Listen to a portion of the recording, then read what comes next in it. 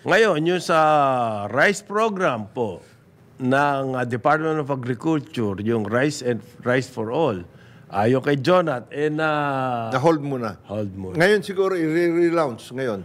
Ngayon linggo to. Kung ma-hold ulit. Baka Re-launch. 5 billion, gastusin na ninyo yan. Totoo yun na umabot ng 20% yan. Early this year. At ngayon, nasa 5%. Matindi pa rin po yun. We have to do something about that. Kahit nasabihin mong half cup na lang ang i-require mo, sa mahihirap po, bigas pa rin. Tsaka hindi The 50%, bottom 50%. ang main pa rin nila is bigas. Ay bigas. Kaya mabigat po Yung half cup, pag-aawayan pa yun eh. Yung half cup, pumunta ka sa karinderya. Sabihin sa iyo ng boss, half cup lang. Baka awayin ka. Pare, naghahanap po yung tao. Order ka ng kalahating tasa. Eto pa pare, meron pa silang, may panibagong gimmick po. Yun daw, rice for all, magbebenta na rin sila sa mga piling-piling istasyon ng MRT tsaka LRT. Yes, yun nga yung isang programa. Pero ilan lang ba sumasakay ng MRT, LRT? Tsaka naka-hold nga. Patay tayo rito, pare, pag ganito. At malapit na raw po silang magbenta ng Nutri-Rice. Ba, may bago to. Hindi Nutri-Ban, Hindi, Nutri-Rice. Nutri-Rice. 38 pesos per kilo. Promises naman to. They will soon start selling. Alala ko na may sinabi ni Pinggalang sa akin. Bago mo ibalita yan. Pare, pag hindi pa nangyari, hindi pa balita Hindi pa balita yan. Yung mga ganitong promises. Yun daw Nutri-Rice po, anti-diabetes. Ano yan? Nilagyan nilang gamot? Kaya? Baka. Dati, natatandaan ko, may dalawang programa noon na palagay ko makakatulong dyan sa ating rice program. Dati, bawat employer, whether government or private sector, more than 100 employees mo, bigyan mo sila ng 1 sack of rice every... Oo, yung... dyan nga nauso yung corporate farming. Corporate farming. Yung mga korporasyon po, ikokontrata na yung farmer. So, yung farmer hindi na dadaan kung saan ng middleman. Yung presyo na ngayon, sa ngayon, ng palay, tapos ikumpara mo yung presyo, a rule of thumb daw po, times 2. Kung ano ang presyo ng palay. Ang presyo ng palay ngayon, nasa 20 to 22 o 23, depende sa lugar, per kilo. Dapat po, ang times 2 daw yan. Yan ang rule of thumb. Umaabot ng mahigit 50. Dapat ang maximum na mix. Ano yung sabi mo? Walang mababa sa 52. 52 pinakamababa dito. So, ang 55.14 actually. Yung sinasabi ni Jonat na programa noon, yung mga korporasyon, lumabas sila ng kontrata ng mga farmers. So, diretso na sa kanila. And they will take care of it, the distribution and everything bibigay nila sa mga empleyado. Nung kami na reporter ni meron kami. 1 kaban. Proud na proud ako noon, no? 1 kaban. Pwede mo iuwi yun. May iuwi ako. Hindi ka pwedeng... Pare, lakas-lakas ko sa biyanan ko. Dahil doon. Malakas yan. Malakas na Pagkatapos, meron din dati, yung Masagana 99 na programa, in addition to yung Pwede hindi ba natin pwedeng balikan yan? Akala ko ngayon ang babalikan natin Rice for all. Meron pa nga ngayon, yung Nutri-Rice. Kailan daw yan? Sa bagong taon daw po. Nako, ano kayang gagawin nila? Ano kaya yung Nutri-Rice na yan? Ano kaya yung Nutri-Rice na yan?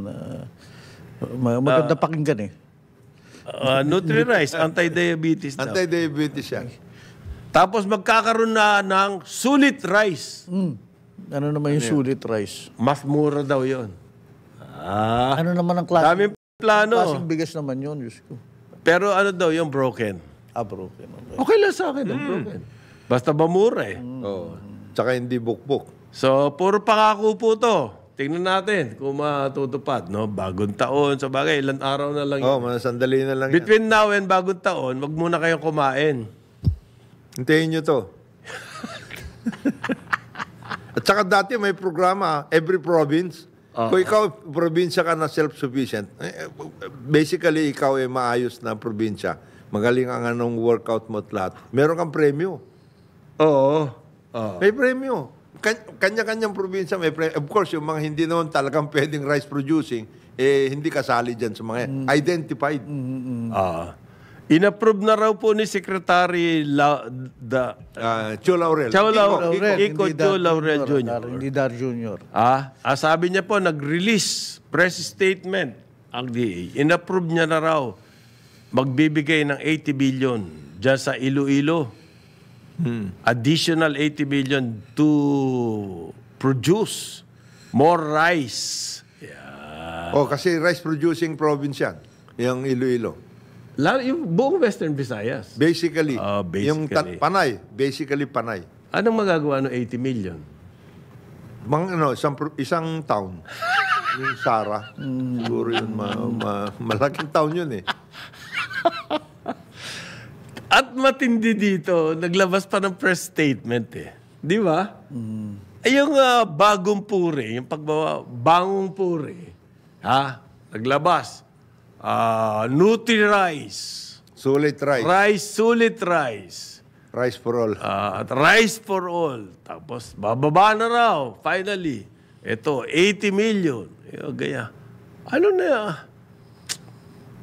Para naman bumango-bango ng konti. Sa paghihirap po ng taong bayan sa pagkain, ano yung sinasabi mo, pare, hybrid rice? Oo galing lang ako dun sa Bicol. Ikaw, dapat magkwento Matindi ka. ang pressure sa mga magsasaka doon. Dahil unang-una, sila'y nasalanta nitong nakaraang mga bagyo. Matindi. Hirap Matindi na bumangon, talo. ano? Lalo daw tumaas yung presyo ng abono. At saka yung, sabi, maganda yung hybrid rice, kuya, pero napakatipi, ang hirap makakuha niyan sa Bureau of Agricultural Extension right now. Bakit? Oo.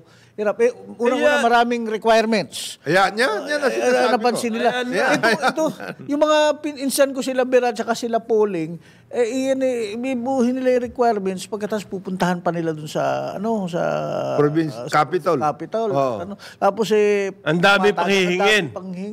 Kailangan nilang linisin yung palayan, tanim.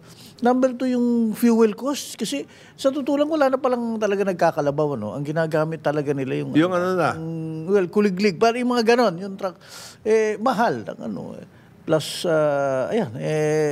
it's a problem. Hybrid po. Talaga dyan. Ang hybrid, by the way, kailangan ng irrigation system. Super.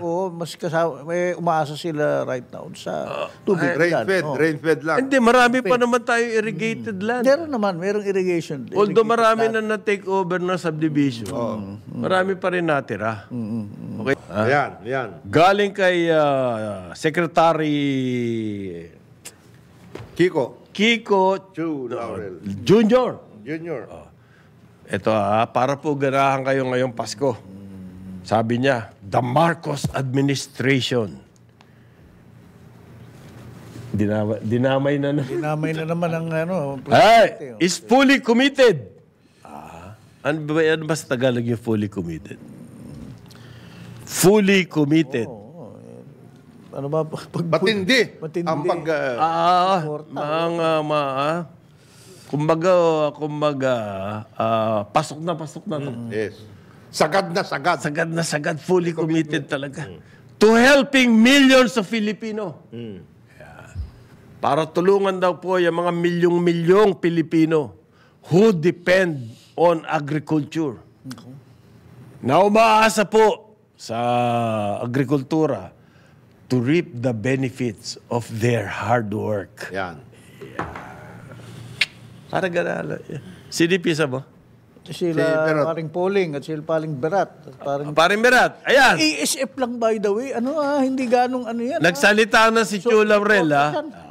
fully committed daw. Pag ikaw, umangal pa dyan, parang berat, ha? ASF pala. Dito sa YouTube, naano tayo, puro daw tayo angal eh. Ayan. Sa Canada daw, tumataas naman yung presyo, pero Hindi ang mga tao. Pero hindi umaangal. Angal ng mga nandun. Mataas din ang inflation. sa buong mundo po, tumataas ang Inflation. ang inflation. Pero ganito ang akin dito. Yung mga mayayaman na bayan, kamukha ng Canada, kahit tumaas ng gano'n ang presyo, kaya pa rin. Kasi matindi ang buying power nila. Matindi. Ang food po doon, wala pang 10% ng total budget ng household. There is the difference. Dito po sa atin, mahigit 50% ng budget ng mga common tao ay napupunta sa pagkain. Kaya kapag Tumaas ang bigas. Patay na. Pag tumaas ang bigas, ayos. Yari na ang budget sa bahay. yun ang difference na hindi nila nakikita nito mga troll. Yung ano nga yung America, Canada, yung mga, ano sila agri-waste. Food waste sila. Oo, totoo. Grabe. Totoo Itong yan, mga ito, kung magtapon, Tinatapon dapat nila bigay na lang nila dito yung ibang Magkain nilang, hindi nila magamit. yung hindi nila nagagamit Ngayon, pinili niyo yung Western Visayas para bigyan daw ng 80 million. Gusto ko yung ganun Yes. mga move. Area by area. Kasi matagal na, we've been espousing that. Yung mag-concentrate tayo, halimbawa, alam natin yung Western Visayas magaling sa bigas. Yun. Yung bubuhusan mo yan. Buwasan mo. Pero po too little. 80 million. Kaya ba? Meron ba result yun? 80 million, mga 1 or 2 towns. Of the 43 towns in Iloilo, and we are just talking about Iloilo. We are not even talking about Western Visayas as Western Visayas. Ang hybrid po, ang average yield niyan, 10 metric tons per hectare. Sa ngayon po, ang national average natin ay 4. Pero doon daw sa Iloilo, 3. Pare. And yet, ang laki po ng hectarage na devoted dyan sa Western Visayas sa agriculture, rice production in particular, dyan sa Iloilo province. Okay? Gaano ba kahirap mag-switch sa hybrid? Kwento nga po ni Joel, Kailangan napakadaming requirements sa Bureau of Agricultural Extension. Biro mo, Hindi, wala na Bureau of Agricultural Extension. Tawag nila Tinanggal nila yan. That is precisely the issue, one of the issues ng FFF. ng FFF. Napunta raw sa mga LGUs na hindi naman inasikaso. Oo. Alam mo, hindi po lahat ng LGUs ganun. Merong... Maraming NGOs na ano. Na suportado naman. Ngayon, doon sa mga ibang pananim, ano ang ating maaasahan dito sa Department of Agriculture? Hindi lang po dapat bigas kasi last month, ang itinaas ng food inflation ay nanggaling sa gulay at saka sa baboy. Karne. Dapat hindi nang gagaling sa karne yan. Sa baboy. Hindi naman tayo makarne. Dahil, hindi, pero meron tayong production. Ang tindi na ng tindi na ng importation natin dyan sa baboy na yan. Ngayon, ang isa pang dapat na tignan natin, kasi ang ating irrigation systems, meron malalaking dams, meron din maliliit na mga dams. Yung Impounding at lahat. Yung sinasabi ni Parang Joel na yung hybrid kailangan na irrigation. Panahon na para yung barangay mismo, meron silang water impounding system.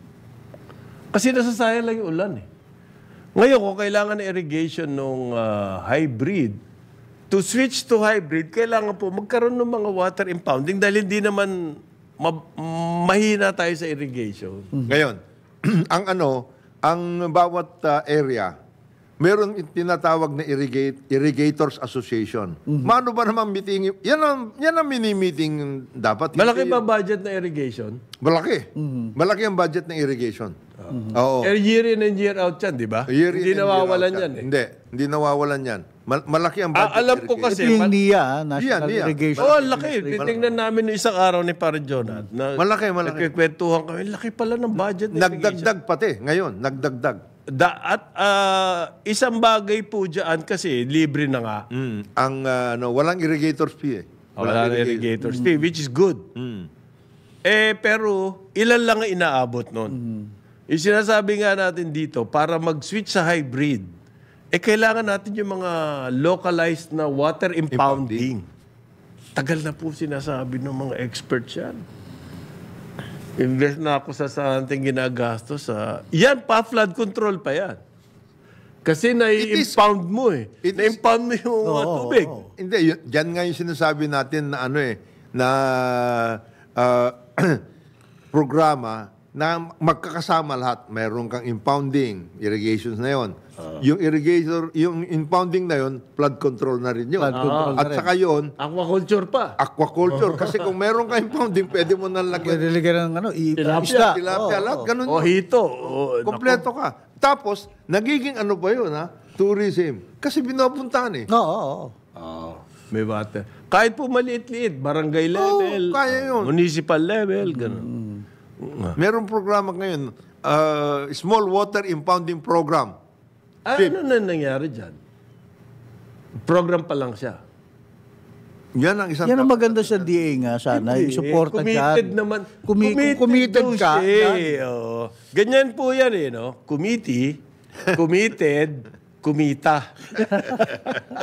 May conjugation. Ito, committed pa lang po ito. Wala pa to sa level ng kumita. Committed pa lang daw, committed sabi pa lang. ni Chu Laurel. Pare, nagsalita ang University of Asia Pacific. Yung kanilang Center for Food and Agribusiness. Kitang-kita na raw nila na ang agriculture at fisheries babagsak this year. Okay.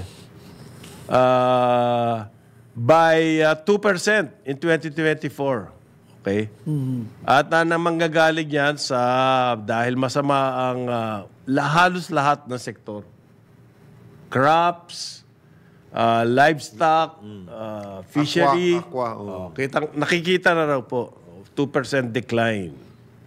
Sa agriculture. Agriculture. Continuing na yan, Last year po, minimal growth of 1.2%. Dati kasi nung panahon nila, tumitira tayo ng 5, 6. Sa agriculture. Laki nun. Malaking bagay. Malaking bagay yun. And yet, ang laki po ng resources natin devoted to agriculture. Tapos hindi siya nakakapag-contribute sa economy. Tapos ang laki resources mo, human resources, both land resources, okay. Kulang lang doon siyempre sa capital resources, no? Yung pera, financial resources. Di ibig sabihin nasasayang yun. Sayang. Hindi na ang nangyayari ganito eh. In many of our programs, nagagawa pero hindi na ma-maximize. Yung yung para bang, sige na, nagawa. Compliance, compliance. Yan ang tawag pala dyan, compliance. Ang hirap ng compliance yan eh. Imbis na Production na-maximize mo yun ng limitado. parang kumbaga sa mining. Ganun din. Masabi lang na. Masabi lang na. Sinasabi kasi nila, Pare Jonat, mas malaki ang result bawat piso na ilagay mo sa agriculture, halimbawa versus manufacturing. Yung piso mo, konti lang.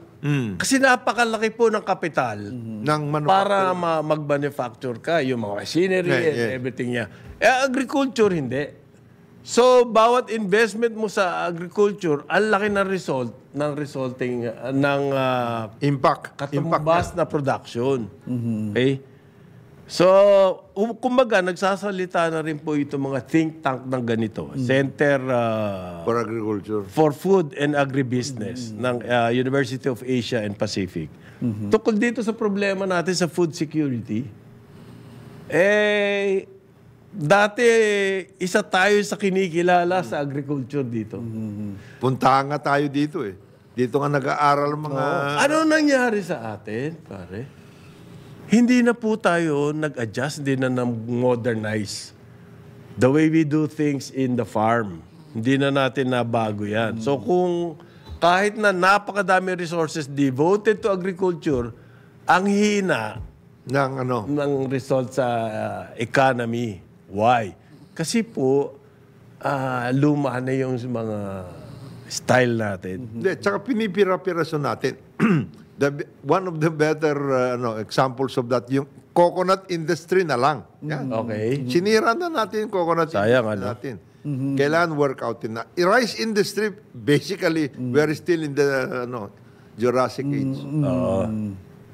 Ito po ang kanilang forecast. Ang crops daw po, babagsak by 3.5% Ako. in the second half. So yung full year nila, between 3.5% and 4.5% ang bagsak. Ang livestock, ganun din po. Bagsak din, 4.5% in the second half.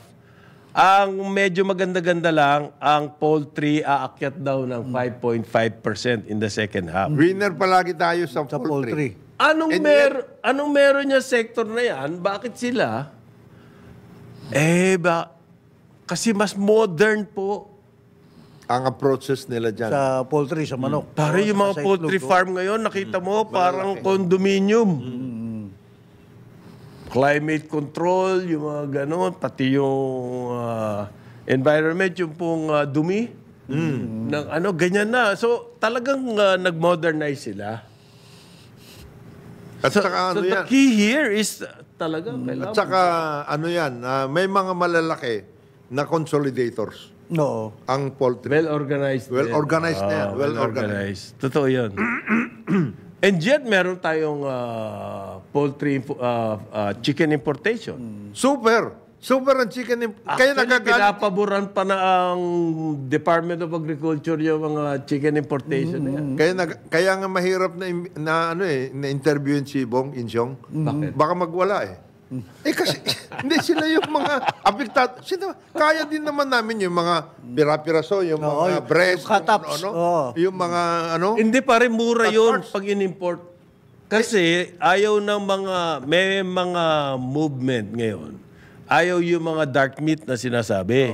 Yung hita, yung thigh, yung pakpak. Yun ang ini-import nila. Yun ang pinapadala dito para tayo mag-suffer. Hindi naman. Ikaw naman. Hindi naman. Kaya naman ng poultry growers natin yan. Hindi pinipigilan ng DA. Yun na nga tayo nagkakatalo Di ba may kinekwento ko sa'yo, may kakilala ko. Ang kanyang hanap buhay po, yung chicks. Broiler. So marami siya inahin. Marami siya inahin. Tapos pag nag-hatch na yung egg, yung mga chicks po binebenta sa mga poultry. Para palakin. Sila magpapalaki noon. Tapos bebenta sa palengke, kung whatever. Ngayon, sumobra daw daming importation. Humina ang benta nila ng chicks. Anong ginawa? Pinagpapapatay po. Libo-libong mga inahin. Isipin mo yun. Dahil sa importation yan. Ba't hindi napipigil yan? Alam mo ba, may balita sa customs. Umaangal ang mga empleyado. Meron daw isang official doon. Extortion racket. Para ka ma-promote daw, magbibigay ka ng daan-daang libo. Okay? Extortion racket po yan dyan sa Bureau of Customs. Ito yung umangal sila, sumulat sila sa commissioner. Detalyado po yung mga allegation. Kapag daw ikaw gusto mong promotion to special agent, okay? Ang iyong kailangan ilagay magmula sa 200,000 hanggang 500,000. Okay? Kung gusto mo daw Assistant Customs Operations Officer, ang lagay mo 500 to 1 million na. Kung Customs Operations Officer 2 and 3, 3 million. Okay? Kung Customs Operations Officer 5, 5 million ang ilalagay mo. Ito yung tanong. Yung mga naglagay para ma-promote, paano nila babawiin yun? Eh di, gagawa po ng kalokohan niya. Kaya malakas ang smuggling. Dahil sa loob mismo ng customs, sila nagtitira. Nagtitira. Yan ang mabigat yan. Yan ang mabigat. One of these days, baka magkaroon pa ng ano dyan. Hindi, dati na raw, kalakaran to. Diyan. Ha? Kaya Mabigat. pala yung mga newly graduate na law, ang pili-pili, customs eh. Saka BIR. Meron daw sumulat dati, kino-cover ko dati yung finance. Sabi, Mr. Secretary, marami po akong anak. Natanggal po ako sa trabaho. Kung maaari, tulungan niyo ako magkaroon ng trabaho. Okay. Hindi naman po ako mapili. Sabi niya. Kahit na anong posisyon na lamang sa Bureau of Customs or BIR. BIR. Oo, tatanggapin ko na. Tatanggapin ko na. Hindi naman mapili. Hindi. Tapos meron pa daw, pare. Pagbebiyahe ang personnel, di ba? Abroad. Kaya kapag government employee po kayo, kailangan nyo ng Travel Authority. travel authority. Dito daw, whether personal or official yung iyong travel, lalagay ka 20,000 para bigyan ka ng travel. Travel Authority. Travel Authority.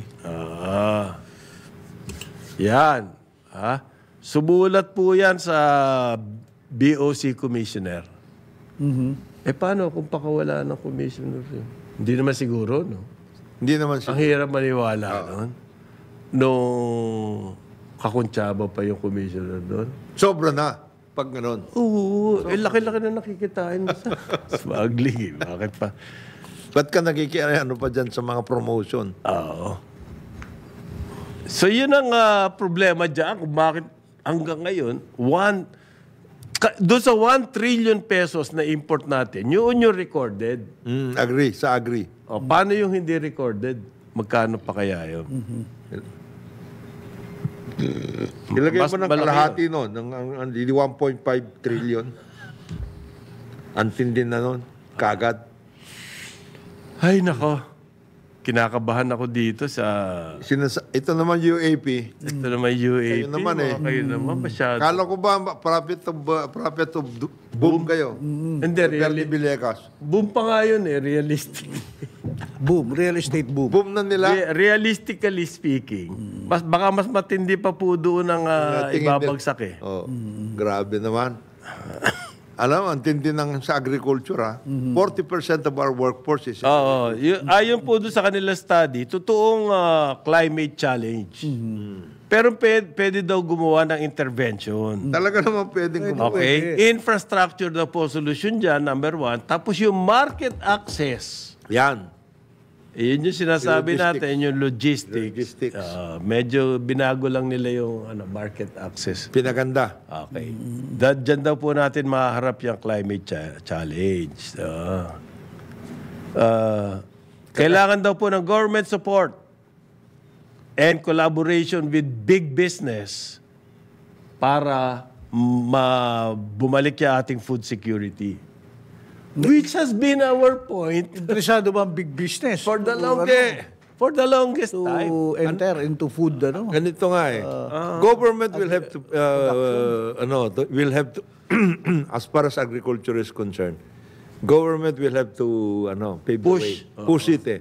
Big push po yan. Hindi pwedeng sali-salita lang yan ng Department of Agriculture na press statement every day para pagtakpan yung kanilang pagkukulang. Hindi masosolve yan ng ganyan. Halimbawa, It should be a real big push. At kasama ang big business. halimbawa, big business, identified mo naman yan eh. O ikaw, 20 billion ang hinihingi mo para dito sa building mo na ito. Okay. 20 billion, o yung 20, bibigyan kita ng 20 billion na low Na incentive. incentive. Pero, mag-ano ka rin ng 20 billion worth of agri participation. Resources. Whatever. Post-harvest. Oo, yan. Logistics, warehousing, yung ganyan. You need not be the one. At hindi po kailangan bigas. Hindi. Pwede kang magpunta sa gusto mo, fishery. Oo. Or pwede ka ng Hindi, poultry. sasabihin ng big business yan, ay, that is not our core competency. I know. That may not be your core competency, pero binibigyan nga kita ng incentive. Incentive, eh. Binibigyan kita ng loan. Ba't kita bibigyan ng loan? Pare overuse yan. Oo. Yan ang sinasabi ng Core business. competency. Kaya namin Kaya nila pasukin yan eh. Alam mo nyo po sa galing ng mga isip ng mga taong nasa Hindi pwedeng big hindi- business na yan. Pag pinag-aralan nila yan, makukuha nila yan. Kaya nila yun. Hindi pwedeng hindi. They can work the numbers Oo. on the strategy. Oo. Maliban kung Teka, ito bang infrastructure, core competency to ng food company like San Miguel? Yan, ganon. Never. Ngayon lang, Pero ngayon, silang Pinag-aralan number one dyan. Anong ginawa nila? Eh di siyempre pinag-aralan nila. at saka meron namang, yung grupo ng conglomerates na yan, may mga network na yun. In every area. Halimbawa ako, San Miguel ako, meron ako mga talagang contractors, etc. and everything. Ikaw lang ang nagko-consolidate. Ganon din yung mga iba eh. Halimbawa, yun na lang mga resourceful, for example. Oo. Hindi naman siyang contractor eh. Tama. Oo. Ito po, ang growth for export po, export focus. Ang kailangan daw natin mag-concentrate. Aside from coconut, kasi kailangan ng revival ng coconut sector. Super! Kailangan yun. Super kailangan po, laglag ng gusto yan. Laglag yan. Yan ang dating ating leading export. Ang additional daw dyan, coffee and cacao. Yan, oh. Kakao. Maganda yan. Coffee and cacao, yan ang nakita ng University of Asia and the Pacific. At saka And I agree. Kasi po worldwide, ang taas ng demand ng coffee and cacao. At saka identified yung mga areas na yan. Kasi dati na tayong Producer ng coffee. Kakao at saka coffee. Identified yan. You just go back. Ngayon, yung prutas, syempre, traditionally, talaga naman tayo, magaling tayo sa exports ng mangoes, bananas. Oo. Although large plantations yan, hindi nakikinabang dyan yung mga small farms. Ang sinasabi niya po, halimbawa sa aquaculture, Yan. seaweed farming. Nawala na nga Ang yan. laki daw niyan. Kasi ginagamit yan, bukod sa pagkain, ginagamit po sa cosmetics. Yes, lahat. Yung Pampaganda. pampaganda, cosmetics, At saka ginagamit yan sa pharmaceuticals, yes, malaki. pharma, malaking seaweed farming. Meron ba tayong programa dyan for seaweed farming? Bifar! Ano ba? Meron din dati. Natatandaan ko, intawi-tawi, yung mga ganong klase. Consolidator ang Huwag ninyong gawin ngayon, nasasabi. Hindi, magulo sa... Hindi ho. Ang tawi-tawi, napaka-peaceful na area. Na ngayon na. At saka magandang tubig doon. Pagdating sa seaweed farm. Baka masyado tayo mag-concentrate sa importation ng salmon, Yan, mga ganun. halibut, gindara, at saka black. Diyan sa seaweed, kailangan may processing ka. Meron. Meron na tayo dati yung processing. Marami na sila pumunta. Bisin ba yun Benson ako dyan? Dakay. Benson Yun, Dakay. Benson Dakay, yung Karajinan, di ba? Oo, Karajinan eh. Meron na yan, workout. Dati rin, yung coconut carbon, yung carbon, ginagamit din yun. Nawala na rin yung ganon. Ngayon daw po ang mga potential sa halimbawa poultry, yung free range, organic. Uy, okay yan. Maganda yan. Yan ang mga Healthy potential. pa. Oo. Binibigyan kayo ng UANP ng mga idea. Kung saan nyo pwedeng pasukin yung seaweed, yung free range organic poultry. Total, mahihilig yung mga, sisikip Amerikana dyan sa mga, yung mga kunya-kunyari yung mga Yan, free range. Pwede kayong pumasok yan. Yan. Kasi Okay. gusto nyo yung mga nakaporma kayo eh. Teka, Tapos para yung labas ng press release. Press